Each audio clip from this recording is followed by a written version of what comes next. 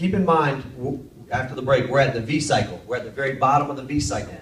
And that is, your dependency is misplaced. So you begin to depend on other things to bring you peace, love, joy, happiness. And so what we do in attempting to find that peace, at least with the pornography and other things, is we obsessively, okay, that's the thoughts, okay, compulsively, that's our actions.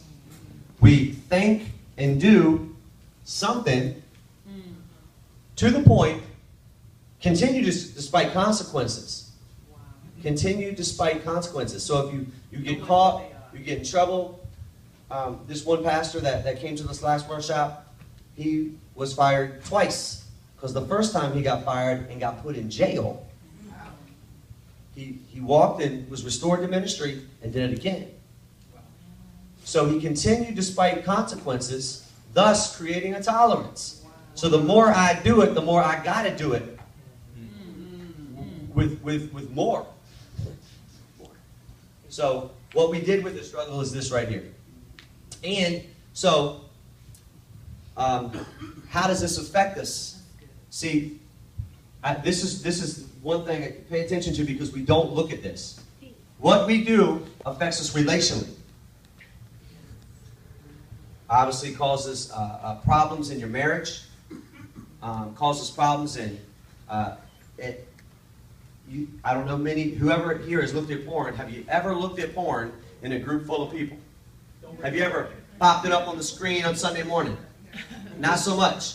So relationally, it creates isolation and distance. Anything, and this is anything y'all done that maybe the Lord did not want you to do, it has created isolation. You didn't go tell everybody. Okay?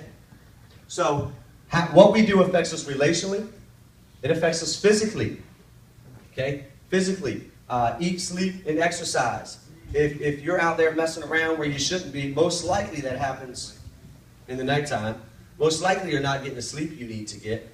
And for me, you know, not that I'm proud of it, but when I was looking at the pornography, it was done for hours and late into the night. So I didn't get the sleep I needed. It's not like I stopped and went and made a full course meal. I was looking at pornography, went and grabbed some Pop-Tarts, come on back. So it affects us physically as well. Pop-Tarts are the bomb. Big fan of those. It affects us mentally. Now, mental is our thinking process. It's how we think. So we start out, I know for me, I start out thinking, well, this is really bad.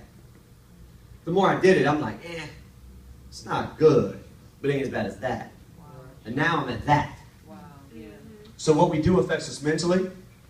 It hit twice there. It affects us biologically. This is where the church, I think, is the most lacking in understanding, is what we do and how it affects our brain chemistry. Okay? We joke about this ADD, ADHD thing, but 75% of all addicts have ADD or ADHD. Because they don't have that forward thinking. If I do this, this will happen. It's impulsive. It feels good. Let's jump on it. Let's do it. So it affects us biologically. Depression, anxiety, bipolar. It affects us emotionally. Basically, that affects us how we feel. How good do you feel about yourself? I mean, I would tell you that when I did commit adultery on my wife, the moment I finished, man, I felt miserable. Miserable. Unfortunately, that feeling didn't stay around forever until the next time I messed up. And that's what we do. And that happened, it used to happen once every now and then it happened rapidly. So what we do affects emotionally. And here's what we do know. It also affects us spiritually. This is the one we kind of stick to, and I think it's probably the core and it's the most important, but we can't neglect these other ones. Okay? So spiritually, your relationship with the Lord, the distance. Okay? You good, Rob? Want to say something? Yeah, we're going to walk through this. All right, here's another way to look at this picture. All of us start, this is true of any addiction, not just the one we're focusing on, but any addiction. All of us have some level of family wounds. Something in those wounds have given us a self-identity of shame. If we got a mom or dad who wasn't around, I don't even care if they worked all day, they still weren't around. But there's something that the addict comes out of childhood that says something's wrong with me. I'm inadequate, I don't fit in, something's wrong. They develop a fantasy life thought process. Could be anything, could be, like you said, chicken food, sexual sin, but they get a locked-in mentality that when I feel this way about myself, here's where I go to get better. They train themselves to feast on things. They create their own idols, right? They don't go to God. They go to their idols. Because most of the time this starts when they're kids before they even know who God is. Think about fantasy. Fantasy is an attempt to heal a wound. All right. Okay? Okay. So, imagine with me. My wife fantasizes about an increase in money, winning the lottery. Why? Because we have a decrease in funds called debt. So, my wife fantasizes in an attempt to fill the debt. If we had an abundance of money, she wouldn't need to fantasize about it. So as we walk through this, recognize that you've been wounded, which created this deficit, which creates shame, and now you're trying to get out of the deficit, so you begin to fantasize and create something to make you feel better. Okay. Works in the brain.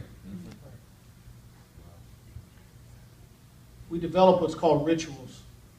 A ritual is anything that I think about, anything that I do that goes from wanting to do it to doing it.